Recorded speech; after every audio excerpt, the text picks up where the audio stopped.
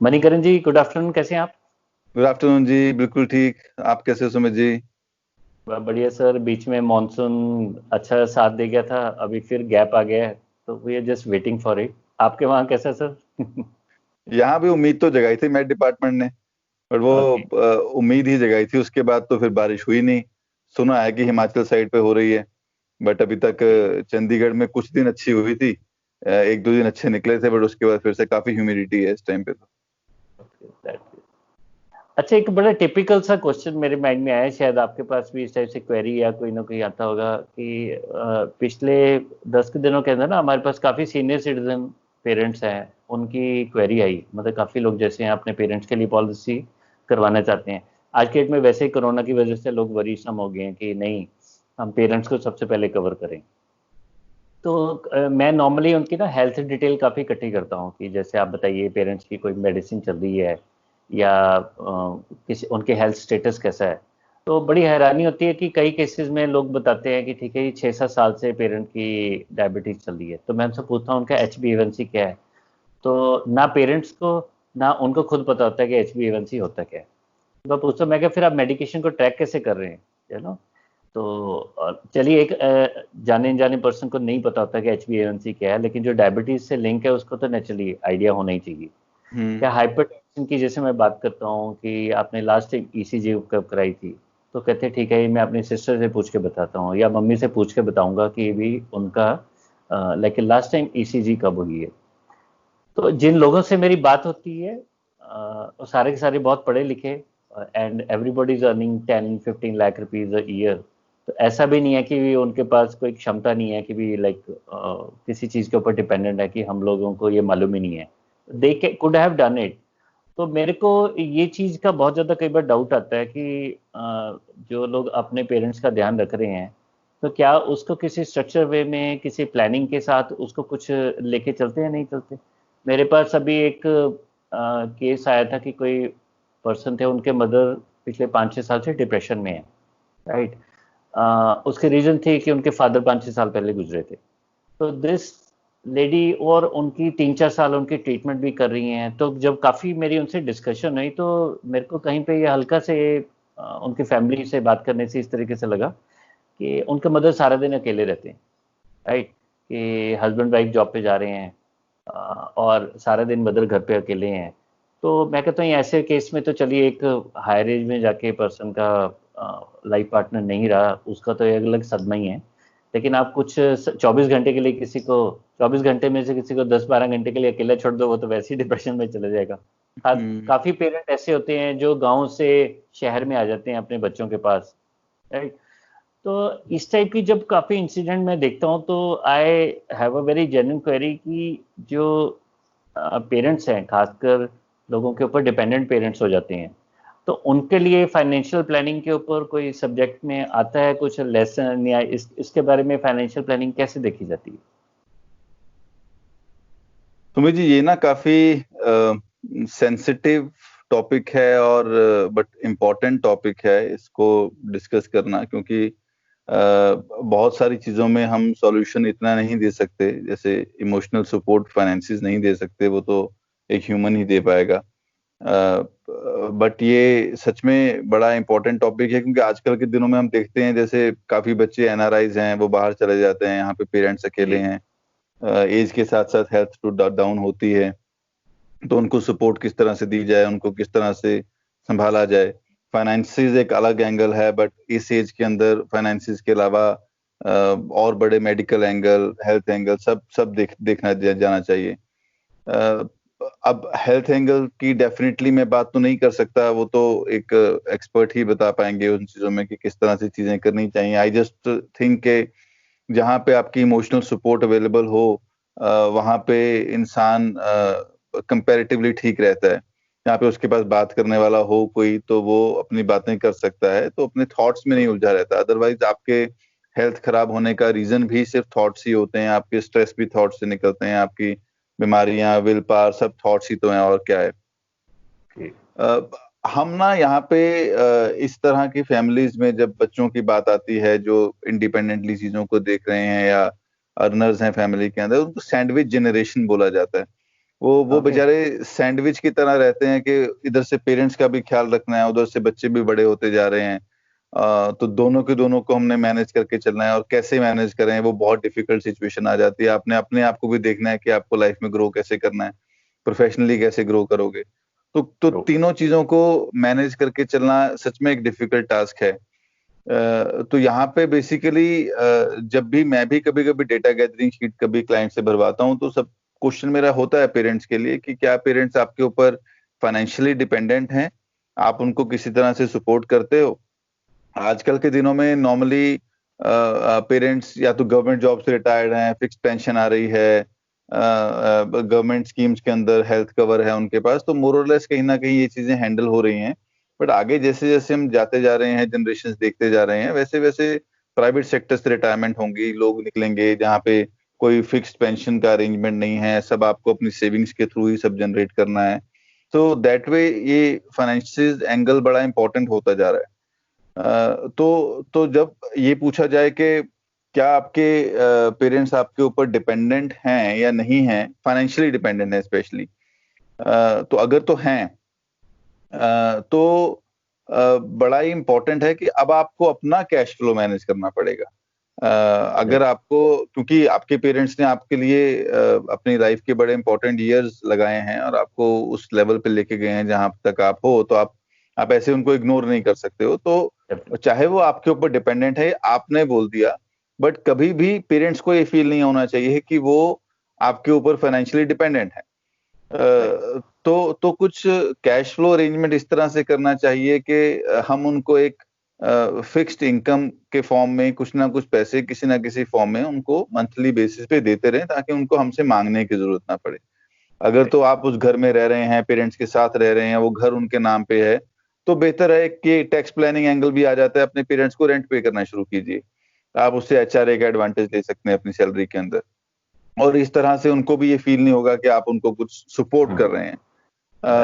या अपने cash flow को समझते हुए एक फिक्स्ड अमाउंट बांध ही लीजिए कि ये ऑटोमेटिकली उनके अकाउंट में चला जाएगा, या पर मंथ उनको जिस तरह से आप घर खर्च की बात करते हैं या उनकी सपोर्ट की बात करते हैं, जब चला जाएगा उनको बोलिए कि मेरी सैलरी का पार्ट है, ये मैंने आपके लिए रखा हुआ है, तो आपको ही मिलेगा। तो इस तरह से कुछ अरेंजमेंट करना पड़ेगा, और वो बड़ा इंपॉर्टेंट हो जाता है, क्योंकि कैश फ्लो समझना, इस कैश फ्लो से ही आप अपने गोल्स अचीव करोगे, इसी कैश फ्लो से अपने पेरेंट्स के गोल्स, जो उनकी विशेस हैं, जो उनकी डिजायर्स हैं, जो मे बी इन सालों के अंदर, जो पिछले कुछ सालों में वो मिस कर गए, उसको आपने सपोर्ट करना हो, तो उन सबको भी अपना गोल बना के चलना पड़ेगा, और वहां पे भी सेविंग्स का कुछ अरेंजमेंट करके उन गोल्स को पूरा करने की कोशिश करनी चाहिए। हेल्थ इंश्योरेंस बड़ा इंपॉर्टेंट एस्पेक्ट है, जैसे आपने बात की, क्योंकि अगर अगर पेरेंट्स आप पर डिपेंडेंट है, तो यस, वो एक्सपेंसेस, हेल्थ एक्सपेंसेस का बर्डन भी आपके ऊपर आने वाला है। तो जो उनके एसेट लाइबिलिटीज हैं, जो अभी तक उन्होंने कॉर्पस बनाया है, जिस तरह से वो पिछले सालों में चले हैं, उनको उसकी गाइडेंस देनी।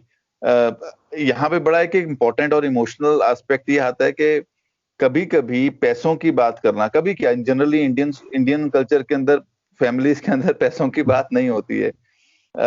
पेरेंट्स दो ये जानते हैं कि बेटा संभालेगा या बेटी संभालेगी, बट स्टिल वो पैसों की बात नहीं करना चाहते।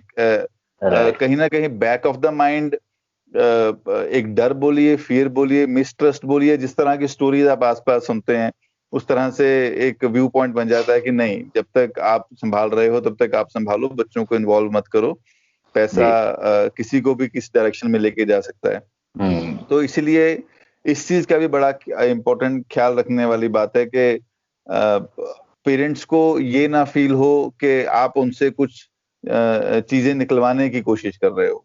आप उनसे बात करो, उनसे समझो, उनसे कम्युनिकेशन इंपॉर्टेंट है, कम्युनिकेशन बना के रखो। धीरे धीरे आपको अगर डायरेक्टली नहीं तो इनडायरेक्टली फीलर आ ही जाएगा कि फैमिली को, पेरेंट्स को चाहिए क्या, या पेरेंट्स किस बात से परेशान है, या पेरेंट्स को किस तरह की सपोर्ट चाहिए। बट अगर आप उनको हर बार, ये हमारी एक ह्यूमन साइकोलॉजी है, या हम लोग भी जब बात करते हैं कि हमने पेरेंट्स को आराम दिया, वो उनको आराम करना चाहिए, राइट? वो नहीं करना चाहते, आपको क्या मालूम वो आराम करना चाहते नहीं करना चाहते। उनकी अपनी लाइफ है, वो इंडिपेंडेंट फील करना चाहते हैं, और इंडिपेंडेंस आपके जबरदस्ती आराम देने से थोड़ी फील आती है। बिल्कुल। हमने उनको पैसे दिए, उनके अकाउंट में पैसे, उनको एंजॉय करना चाहिए। ये उनकी चॉइस है, उनको डिसाइड करने तो, वो आराम करना चाहते हैं, एंजॉय करना चाहते हैं, और उनकी एंजॉयमेंट की अपनी डेफिनेशन है, आप नहीं उन पर थोप सकते चीजों को। तो इसलिए आप कम्युनिकेशन बनाइए, सुनिए, समझिए, रिएक्ट मत कीजिए, एडवाइस मत दीजिए, सिर्फ समझिए और उसके हिसाब से अपना कैश फ्लो अरेंजमेंट और अपनी चीजों को संभालिए, ताकि उनको आप उन चीजों की सपोर्ट दे सको।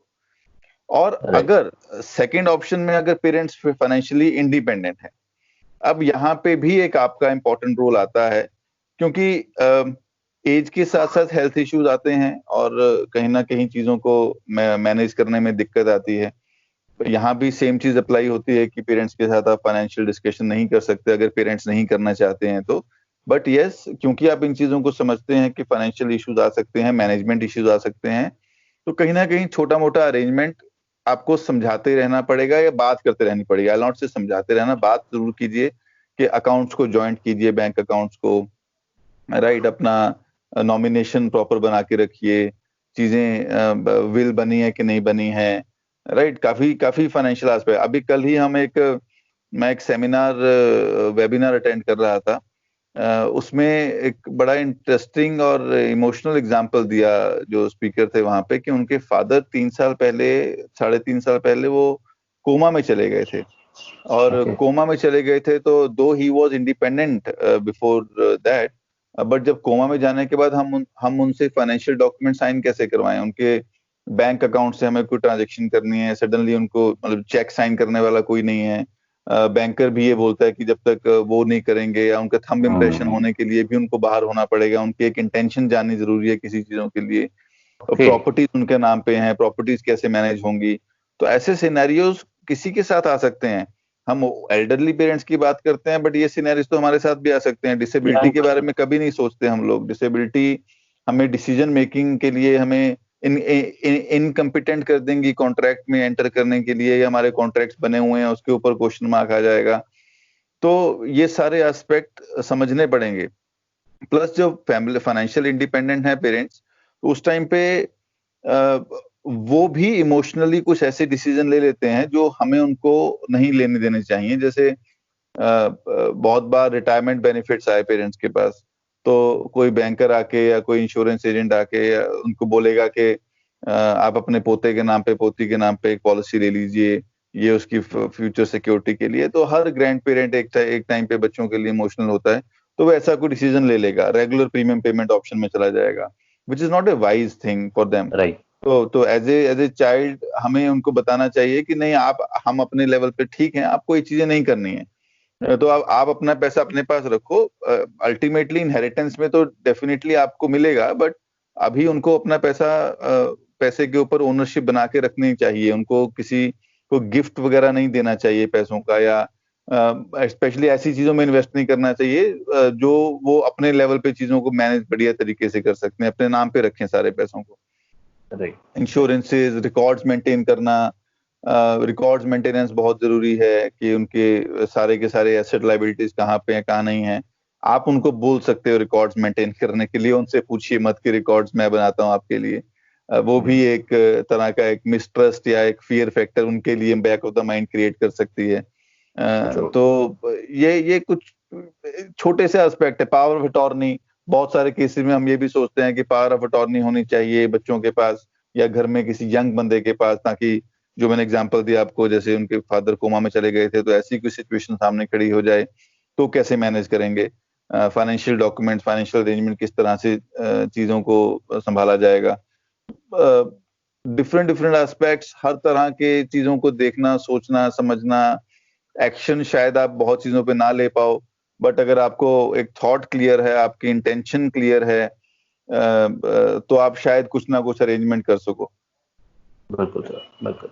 नहीं, ऐसी ना, मैं कल एक वीडियो देख रहा था, एक डॉक्टर साहब हैं, तो वो उन थोड़ी सी ये बात चल रही थी कि भी जो आयुर्वेदिक है वर्सेस वेस्टर्न जो मेडिसिन के इंडिया के अंदर बहुत ज़्यादा आ रहा है, बहुत ज़्यादा, तो उसका बेसिकली डिफरेंस कहाँ पे आता है।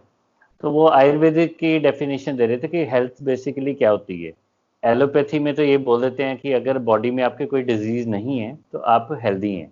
तो हर एक की बॉडी में कोई ना कोई डिजीज़ तो होता ही होता है। और तो आयुर्वेदिक यानी जो हिंदुस्तानी कल्चर है उसके हिसाब से हेल्थ का मतलब ये है कि आप में अगर एंथुसियाज्म है, जोश है टुवर्ड्स टू थिंग, अगर आप में सुबह उठ के आपके मन में काम करने का जोश है कि आज मैंने काम पे जाना है, जैसे लोग बोल देते हैं कि मंडे को ऑफिस जाने में थोड़ा सा बंदे को दिल नहीं करता, तो it is a sort of mental health issue कि भी हम बिल्कुल ही एक काम करने का जोश नहीं आ रहा है।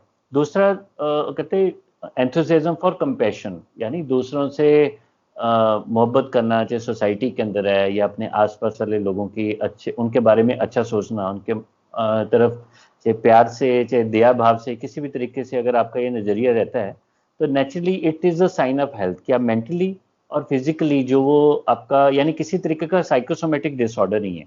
तो इंडिया में क्या कहानी है, चाहे हम फाइनेंशियल प्लानिंग की बात कर रहे हैं, लाइफ में बंदे की शादी भी पहली बार होती है, तो ऐसे कोई लेडी है वो लाइफ में सास भी पहली बार बन रही है, यू नो, तो ऐसी कईयों की प्रमोशन होती है कि जी वो ससुर भी पहली बार बन रहे हैं। तो उस सिनेरियो के अंदर I think, I don't know about develop countries, कि जैसे कई लोग कहते हैं ना कि भाई शादी करके भाई तू शादी कर ले तेरे को पता लग जाएगा, या काफी पेरेंट्स बच्चों को बोलते हैं कि जिस दिन तू पढ़ाई करेगा उस दिन पता लग जाएगा। तो ये जो फर्स्ट वाली बात है कि भी जब तू ही करेगा तो पता लगेगा, इस टाइप की चीजों में मेरे ख्याल से जो हमारे इंडिया में कम्युनिकेशन होती है, it is not a open communication, वो थोड़ा सा सार्केज्म के साथ आपस में बातें होती हैं कि आप करके देखो फिर आपको पता लगेगा। ऐसी कुछ टाइम पहले मेरी किन्हीं से बात हो रही थी रिगार्डिंग एक बहुत ही यंग लड़का है Amit, he is from Mumbai. तो वी डिस्कस अबाउट, हमने थोड़ा सा एस्पेक्ट ये डिस्कस किया कि हेल्थ क्या होती है, एंड सडनली ही रियलाइज कि उसके फादर साहब उनकी कैंसर से डेथ हुई, और उसके बाद उसके मदर इतने ज़्यादा स्ट्रेस के अंदर चले गए, एंड तो naturally he was from a very low middle class family. तो उसने काफ़ी मेहनत की, अच्छी कंपनी के अंदर नौकरी लगी, आज उसका 24-30 लाख का पैकेज है, and but he was not aware कि अब मेरे को करना क्या है, पहले तो पैसा कमाने का एक टारगेट था, अभी वैक्यूम क्रिएट हो गया कि अब मैं पेरेंट्स का क्या करूँ। और 26 साल के बच्चे को क्या मालूम होता है कि अब इतना एक्सपोजर नहीं होता। तो क्या हम किसी तरीकों की किताबों से, इंडिया में तो एक्सपोजर लेने के लिए लोग कहाँ चले जाते हैं, संडे को किसी सत्संग में चले जाते हैं, राइट, या आजकल कोई ना कोई चैनल के अंदर है, वो भी एक तरीके का कि आप वहाँ पे गए, आपको कुछ सुनने में आया, बड़ा अच्छा है कि आज से 25 साल पहले तो ये होता था कि गांव के बाहर कोई आश्रम के अंदर कोई बाबा जी आते थे, कोई संत आते थे, तो लोग पूरे शहर के लोग इकट्ठे होते थे, चलिए जी जाएंगे और उनसे कुछ ना कुछ सीख के आएंगे। तो क्या जो हम बात कर रहे हैं कि फाइनेंशियल प्लानिंग या जो ये कम्युनिकेशन है, इसमें पेरेंट्स के लेवल के ऊपर, क्योंकि उनको कहीं ना कहीं से कोई पर्सन उनके लिए प्लानिंग कर रहा है, या जो बच्चे हैं जिन्होंने इन तरीके की प्लानिंग करनी है, इसके लिए एक्सपोजर कहाँ से ले सकते हैं, क्योंकि या पहले हमारे सिस्टम के अंदर की इस चीज़ की जानकारी, क्या हमारे आज से 100 साल पहले हमारे सिस्टम में ऐसा कुछ था कि भी लोग अपने आप ही उन चीज़ों को सिखा देते थे, जैसे काफ़ी लोग बच्चे पेरेंट के साथ काम में जुड़ते थे, तो उनको इन एंड आउट, बच्चा भी सारा दिन फादर के साथ दुकान के ऊपर बैठा है, एक ही तरीके का कारोबार कर रहा है, कि वो साड़ी बनाते थे तो चलो बेटा भी साड़ी बन रहा है, तो एक जो एंसेस्ट्रल सिस्टम ऐसा था कि गांव के अंदर सारे एक ही तरीके से है। फिर अंग्रेज आगे, उन्होंने जो नौकरी है उनको पॉपुलराइज करना शुरू किया, तो घर में जो सबसे इंटेलिजेंट होता था वो पढ़ लिख के वो तो चला जाता था दूर, कोई इंडिया से बाहर चला गया, शहर में चला गया। जो बहुत ज़्यादा लॉयल होता था पेरेंट्स के साथ, वो अपने पेरेंट्स की सपोर्ट करने के लिए रह गया। ऐसे आजकल लोग बोल देते हैं कि एग्रीकल्चर के अंदर कमाई ही नहीं है, भाई क्यों नहीं है, कि जो घर में सबसे इंटेलिजेंट है वो तो गाँव से बाहर चला गया, कहाँ से वो टेक्नोलॉजी लाएगा, न्यू स्किल लाएगा, उसके पास तो सबसे ज़्यादा अकल थी। तो एक on a like very normal level, तो इस चीज को प्लान करने के लिए या इसके बारे में सीखने के लिए, इसके लिए एक्सपोजर कहाँ से लिया जा सकता है, like what are the ways, जो हम, क्या हम किताबों से ये चीजें सीखेंगे, या हमें किसी एक्सपर्ट को हायर करना पड़ेगा, या हमें कुछ बैठ के अपनी आदतों के अंदर चेंज लाने की बात करेंगे, not being an expert, just as a human being, इसके ऊपर किस तरीके से एक नॉर्मल इंसान भी इन चीजों को सीख सकता है? लाइफ ही सिखाती है। बुक्स तो हर हर इंसान बुक नहीं पढ़ता, बट जितना यस जो बुक्स पढ़ता है उसको थोड़ा सा औरों से ज्यादा थोड़ा सा एक्सपोजर रहता है चीजों का। जो किसी प्रोफेशनल के टच में है उसको और एक्सपोजर रहता है चीजों का। जिसने इस तरह तरह के एक्सपीरियंसेस लिए हों, उसका थोड़ा सा और एक्सपोजर रहता है चीजों का। तो बोलते हैं ना, बड़े बुजुर्गों का एक्सपीरियंस हमसे ज्यादा है, तो वो सच में एक्सपीरियंस उनका ज्यादा है, उन्होंने ज्यादा दुनिया सच में देखी है। ऑल्दो दुनिया चाहे बदल गई हो, अब हम टेक्नोलॉजी की बात करते हैं, बट ह्यूमंस वहाँ के वहाँ ही हैं। ह्यूमंस हम सब अंदर से एक जैसे ही हैं, और पहले भी वही थे, अभी भी वही हैं। यहाँ पे मेरे हिसाब से जो इम्पोर्टेंट है वो एक डिसिप्लिन बनाने वाली बात है और एक प्रायोरिटी सेट करने वाली बात है। आप चाहे घर से दूर हैं, चाहे घर में हैं, अगर पेरेंट्स आपकी लाइफ में एक इम्पोर्टेंस रखते हैं, तो आपको उनके बारे में जानना बहुत जरूरी है। आप फाइनेंसिस को इतना इम्पोर्टेंस मत दीजिए, आप उनको ज्यादा इम्पोर्टेंस दें, उनकी लाइफ को इम्पोर्टेंस दें। जैसे आपने स्टार्टिंग में एक एग्जांपल बताई थी कि उनको अपने HB1AC के बारे में नहीं मालूम, अपने ब्लड प्रेशर रिपोर्ट्स के बारे में नहीं मालूम। तो अगर ऐसी बात है तो दैट मीन्स हम उनकी केयर ढंग से नहीं कर रहे हैं। तो जहाँ पे हमारी रिस्पॉन्सिबिलिटी बनती है, किसी फादर से पूछो, उसके बच्चे की सारी रिपोर्ट मालूम होगी, किसी बच्चे को पूछो, उसको फादर की रिपोर्ट ही नहीं पता होगी। तो यहाँ पे थोड़ा सा डिफरेंस आता है आपकी प्रायोरिटीज का। तो प्रायोरिटी सेट कीजिए, चाहे वो सैंडविच जनरेशन है जैसे मैंने बोला, बट स्टिल वो आपकी लाइफ में पेरेंट्स अगर इम्पोर्टेंस रखते हैं, तो आप कुछ ना कुछ टाइम निकालोगे उनके लिए, बात कीजिए उनके साथ, टाइम स्पेंड कीजिए उनके साथ, हॉलीडेज पे जाइए उनके साथ। आपके गोल हॉलीडेज क्यों हमेशा वाइफ और बच्चों के साथ ही होते हैं, पेरेंट्स के साथ क्यों नहीं होते हैं? और साल के बीच में एक हॉलीडे भी हो। हालांकि पुराने टाइम के अंदर आप देखिए क्या होता था, गर्मी की छुट्टियों में सब बच्चे दादा दादी नाना नानी के यहाँ ही जाया करते थे, और सब बच्चे भी जाया करते थे, मतलब पोते पोतियां जाती हैं, और खुद भी जाया करते थे, रहते थे, टाइम स्पेंड करते थे। आजकल का टाइम अलग है। आजकल के टाइम में लोग नहीं जाते हैं, लोग फॉरेन जाना प्रेफर करेंगे, एग्जॉटिक वेकेशंस में जाना प्रेफर करेंगे। पेरेंट्स के पास उस तरफ नहीं जाते हैं कि बड़ी मुश्किल से छुट्टियां मिली हैं, वो भी वहां ही बिता दें तो क्या फायदा। सो दैट वे वो अटैचमेंट धीरे धीरे कम होती जा रही है चीजों में। मतलब आप मटेरियलिस्टिक बनते जा रहे हो, आप ह्यूमन सेंटिमेंट से दूर होते जा रहे हो। तो इमोशनल होना हर जगह पे सही नहीं होता, बट जहां पे इमोशंस हैं वहां पे तो इमोशंस चाहिए भी। तो सीखने सिखाने के लिए आप जब बातें करेंगे, समझेंगे, एक दूसरे की प्रॉब्लम समझेंगे, एक दूसरे से डिस्कशन करेंगे, तो अपने आप सॉल्यूशन निकालने की कोशिश करेंगे। तो अगर बात ही नहीं की तो मुझे प्रॉब्लम ही नहीं पता चली। अगर प्रॉब्लम नहीं पता चली तो मैं प्रोफेशनल ढूंढूंगा तो कहाँ से? ढूंढने के लिए तो गूगल है। हम गूगल से और फालतू की चीजें बहुत टाइम वेस्ट करते हैं गूगल के ऊपर, बट जब काम की चीजें होती हैं वहां भी गूगल कहीं ना कहीं हेल्प कर देता है। इतना भी नालायक नहीं है ये। तो बट आपको पता होना चाहिए कि क्वेश्चन क्या है आपका, आपकी प्रॉब्लम क्या है जिसका आपको आंसर चाहिए। ट्रू। अच्छा, मेरे को ना एक अभी एग्जांपल याद आया। तो मेरे को अभी कोई पर्सन है, उन्होंने USA से कांटेक्ट किया। तो कई बार क्या होता है ना, स्टार्टिंग में पर्सन जिसको ये होता है कि मैंने IIT से पास आउट हुआ है, तो कि इंडिया में उन लोगों की बहुत ज़्यादा रिस्पेक्ट होती होगी। तो डिस्कशन इसी टॉपिक के ऊपर स्टार्ट हुई कि पहले मैं लंदन में था, फिर मैं अभी USA के अंदर हूँ। ठीक है, तो मेरे को अपनी पॉलिसी, कल को मैंने इंडिया में आना है, तो मैंने अपनी प्लानिंग करनी है कि अगर मैं इंडिया में आके सेटल डाउन हो गया तो क्या मैं पॉलिसी बाय कर सकता हूँ, कि लीगैलिटी इशू क्या आ जाते हैं कि इंडिया में आएंगे तो कितने दिनों के बाद पॉलिसीज मतलब मेरी चालू होएगी। तो बातों में पेरेंट्स की भी बात निकल आई। तो बेसिकली ही फ्रॉम उड़ीसा। तो उड़ीसा से अच्छा उन्होंने मेहनत करी, चलिए बाहर चले गए। तो मैंने थोड़ी सी उनसे और डिटेल में बात की।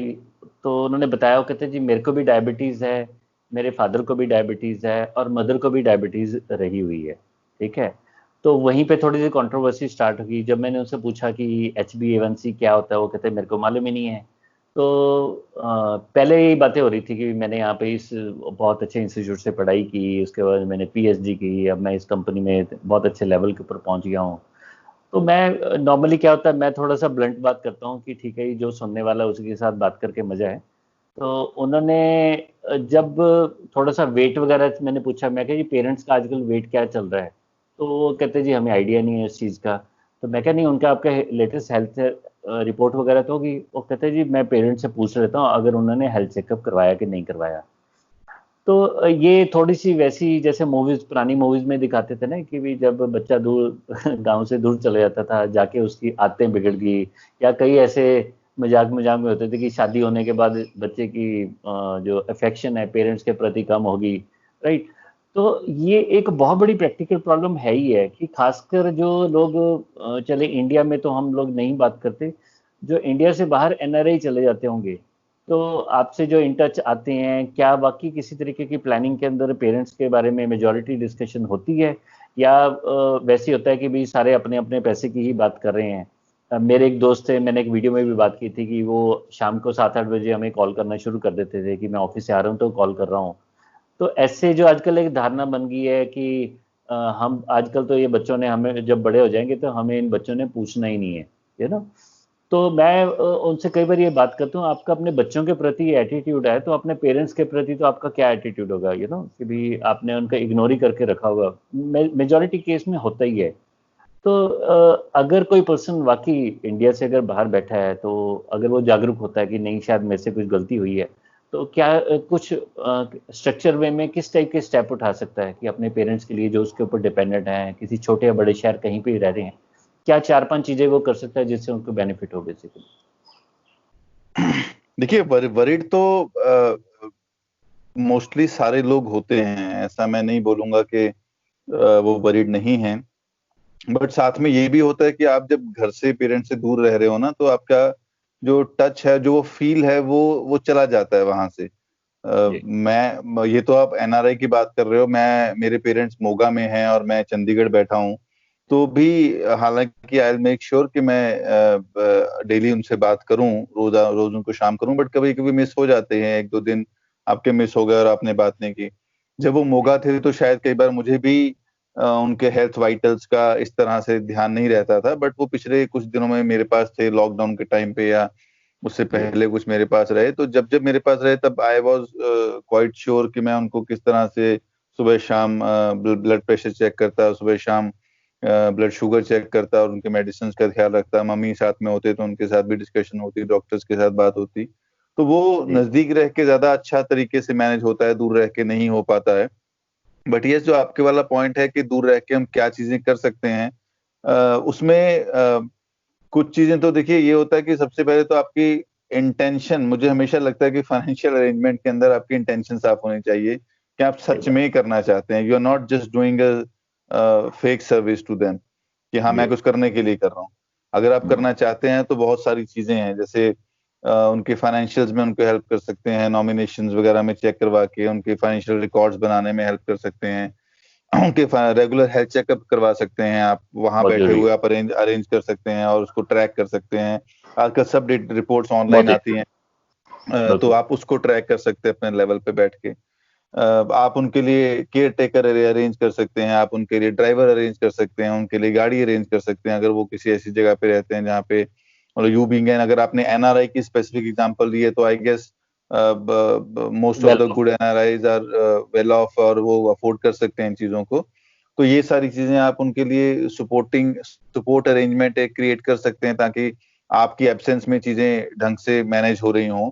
तो चाहे पेरेंट्स आपको ढंग से या टाइमली चीजें नहीं बता पाते, ये जो आपने सेटअप क्रिएट किया है उनसे आप कम्युनिकेशन रखिए अपनी, ताकि आपको टाइम बाय टाइम चीजों का इंफॉर्मेशन आ सके, टाइम बाय टाइम अपने उनके जो डॉक्टर्स हैं उनसे बात कर सकें, उनका कोई और चार्टर्ड अकाउंटेंट है, उनका कोई लॉयर है जिसके साथ आप टच में है, जिससे आप बात कर सकते हैं, ताकि उनके फाइनेंशियल अरेंजमेंट को, मेडिकल अरेंजमेंट को, सबको आप अपने लेवल पे संभाल सकें। 100% नहीं संभाल पाएंगे, बट यस आपने शुरुआत की है, आपने एक बार अंडरस्टैंडिंग दिखाई है, तो धीरे धीरे करके पेरेंट्स भी समझेंगे कि हाँ आप इतना इन्वॉल्व हुए हैं, आप इतना संभालना चाहते हैं, तो वो आप पर ही छोड़ सकते हैं सारी चीजों को कि तुम संभालो, या हम एक लेवल तक नहीं संभाल सकते और हमारी अब वो तरह से सेहत नहीं रही है चीजों की। तो ये बस थोड़े बहुत अरेंजमेंट आप करना चाहें तो कर सकते हैं। एंड ऑफ द डे, मैंने जैसे बोला कि एंड ऑफ द डे तो जितना अच्छा कम्युनिकेशन होगा उतनी ज्यादा आपको समझ में आएगी।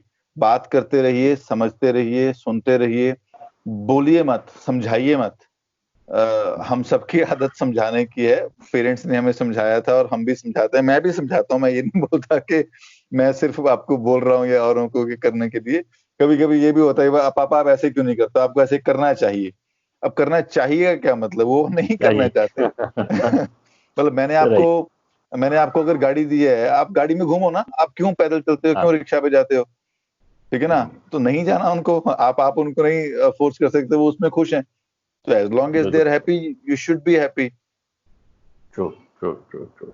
नहीं, वही बात आ जाती है कि भी देखिए, where there is a will there is a way. अगर आपकी विल स्ट्रांग है, आपकी नीयत अच्छी है, अगर आप वाकई दिल से कुछ करना चाहते हैं, तो अगर चाह सही है तो कुछ ना कुछ करके इंसान जो तरीके हैं कैसे करना है, वाई है, वो अपने आप ही, अगर वाई स्ट्रांग है तो किस तरीके से करना है, ऑटोमेटिकली वो रास्ते निकल ही आएंगे। चलिए, बड़ी अच्छी इंफॉर्मेशन इसके ऊपर निकली आज। तो आई होप कि जो हमारे व्यूअर्स हैं वो इस चीज़ को अप्रिशिएट करेंगे, उनको अच्छा लगेगा। तो मैं रिक्वेस्ट करता हूँ, हम इसके रिलेटेड अगर कुछ आर्टिकल्स वगैरह आएंगे, हम जैसे अगर ब्लॉग्स के ऊपर है, तो हम वीडियो के नीचे डिस्क्रिप्शन में भी डालेंगे कि उनकी प्लानिंग के अंदर क्या हेल्प हो सकती है, तो you can see that also. तो चलिए, बहुत बहुत आज आपने टाइम निकाला सर, बहुत बहुत शुक्रिया, thank you very much. Thank you so much Sumit ji, thank you.